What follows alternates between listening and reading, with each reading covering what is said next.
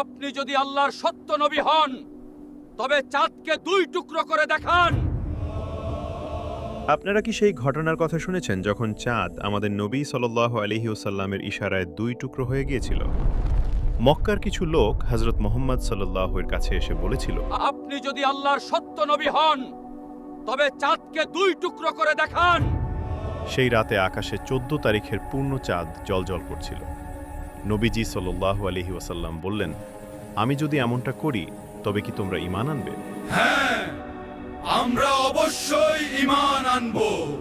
অতঃপর আল্লাহর হাবিব সাল্লাল্লাহু আলাইহি ওয়াসাল্লাম তার মোবারক আঙুল দিয়ে চাঁদের দিকে ইশারা করলেন, আর চাঁদ সত্যিই দুই টুকরো হয়ে গেল। একটি টুকরো পূর্ব দিকে এবং অন্যটি পশ্চিম দিকে চলে গেল। প্রায় 1 থেকে 2 ঘন্টা চাঁদ এভাবেই ছিল। তারপর উভয় অংশ আবার জোড়া লেগে গেল।